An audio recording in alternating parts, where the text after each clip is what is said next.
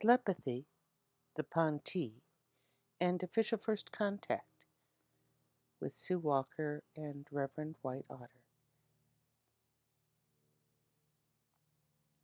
My name is Sue Walker. My spouse is Reverend White Otter, and who are we? Well, I've spent 28 years as a professional clairvoyant and medical intuitive. Otter's spent more than 30 years as a paranormal investigator, a student of shamanism, and is a Reiki master trained in 5 separate modalities. Combined, we have more than 60 years. That's 60 years of dealing with the strange, the weird, the paranormal. I guess you could say at our house, the paranormal is our normal. Both of us have also been experiencers of UFO and ET phenomena since we were children. Otter's experiences began at age 10. Mine started when I was about 4. If that isn't enough, we're unusual in at least one more way. Reverend White Otter and I are the telepathic translators for an extraterrestrial star nation known as the Pontee, who operate a facility called the Sandia Mountain Information Station beneath the Sandia Mountain on the eastern edge of Albuquerque, New Mexico. Together as a couple, we have one of the longest continual CE5s that we know of. We are also the authors of Inviting ET, a handbook on how to host your own close encounter of the fifth kind event. Well, that's kind of a lot to digest, isn't it? Well, let's give you a little background on what's gone on in our lives over the last 5 years and catch you up. As I said, Otter and I have been involved with one of the longest ongoing CE5s we know of. What's a CE5? Well, most of you have probably heard of the movie Close Encounters of the Third Kind. That's a CE3, where you witness a person associated with a UFO sighting. A CE5 technically is back and forth dialogue, voluntary dialogue with someone not from Earth. It's voluntary communication. You decide you want to talk with each other. Our CE5 began in September of 2013, and it's still going on. Maybe we should explain how it all got started. Well, today Reverend White Otter and I are married, and we reside in the northwest portion of Albuquerque, New Mexico area. But back in September of 13, we just kind of started dating, and that month I traveled from the Midwest, from Iowa, to visit White Otter at his home here in New Mexico for the first time. Less than 10 days after arriving at Otter's, I first started telepathically hearing, quote, the voice, unquote. It wasn't a spirit. I've spent more than 25 years dealing with all of this psychic work and have been a lifelong experiencer and dealt with ghosts. And believe you me, I know the difference between a spirit, as in a ghost or an ancestor, and what I was hearing. This was no ghost. What's more, I don't know how I knew. I don't. But I just knew exactly where the voice came from. It came from one specific location, somewhere deep inside the Sandia Mountain. It's 10 miles or 16 kilometers east of our home, or Otter's home at the time. After the third time, I personally heard this strange voice telepathically coming from the mountain. The third day, I heard the voice. Instead of continuing to refer to it as the voice from the mountain, which sounded kind of weird, that was a mouthful, I gave this voice a nickname. I didn't know who it was. I didn't know what the real name was. It came from the Sandia Mountain, so I decided to call it Sandia. That word, sounded as much like a name to me as anything. But when I nicknamed this person behind the voice from the mountain Sandia, he was listening. And he immediately piped up and he said, Sandia, huh? Watermelon head. That'll work. I had not remembered at all that the word sandia means watermelon.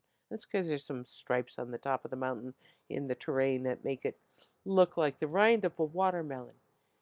But when I nicknamed the voice Sandia or watermelon, he poked fun at me. He was laughing. Watermelon head, that'll work. I had no idea what he meant. But being an experiencer for a long time, I kind of had a feeling our friend was not from here. Meet Sandia. His real name is Tilcum. And then he spelled it for me, and he spelled it Tlkm and explained that their system of writing seldom uses vowels unless they're borrowed.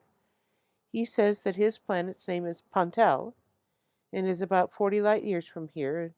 Is a constellation in a constellation in the southern hemisphere called Reticulum. He and his folks, or people like him, live in the area of Zeta Reticuli 2, and he says theirs is the fifth world there.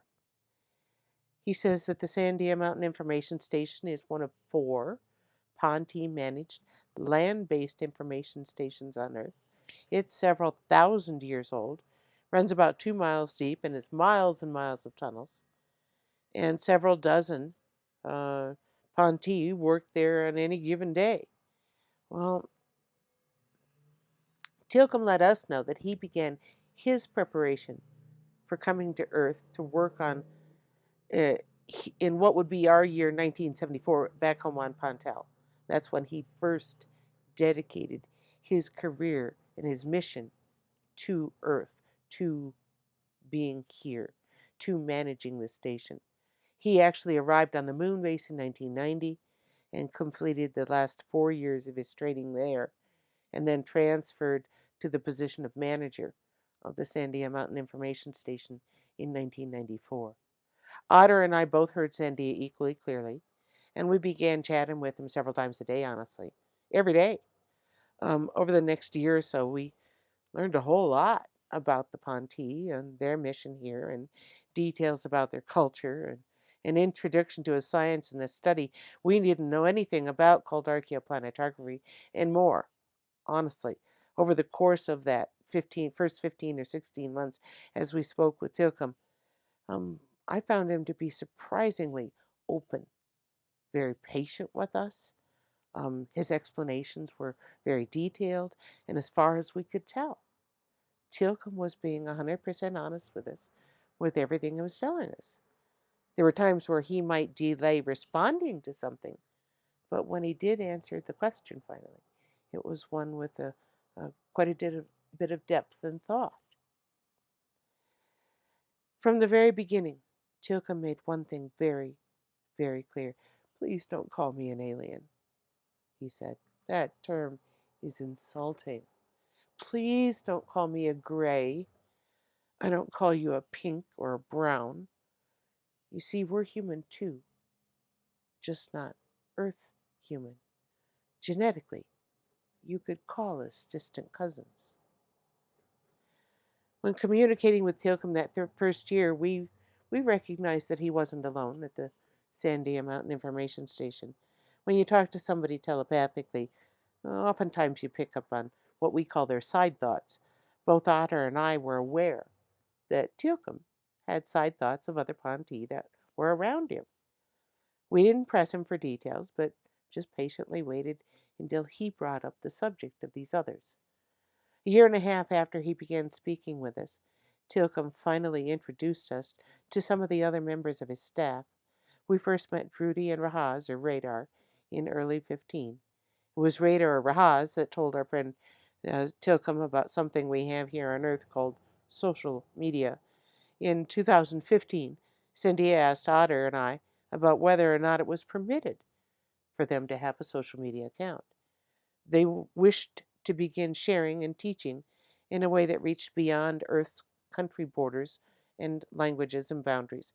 And so, at their request, in June of 2015, the Twitter account at Sandia Wisdom was created, and The Ponti began a slow but steady introduction to themselves and their culture. Teal'cum spoke a lot about telepathy that first year, and he soon realized that there was going to be a need for greater emphasis on their style of communication. And so a year later, in 2016, June, Teeny introduced us to Tini, or Teeny. Tini was assigned to us specifically to help improve our own telepathic skills.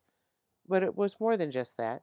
Tilcom also wanted Tini to help us translate a handbook for teaching Earth humans to begin to develop and improve their own telepathic skills. Tini explained our Earth human bodies have everything we need for telepathy. We have the right brain chemistry, pineal gland, amygdala. She went on to share with us details about the fastest, easiest way for we as Earth humans to build up our telepathic abilities and stamina. The Ponti explained that not every star nation is telepathic, but that telepathy is the second most common style of communication in our galaxy. What's first? Well, Denise said gestural languages are the most common, telepathic communication is second, and verbal languages come in third.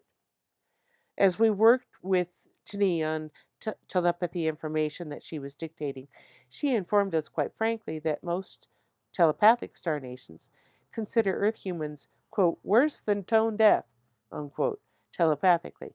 Why? Well, because she said, not only do you not listen to your own telepathy, you teach each other and your children.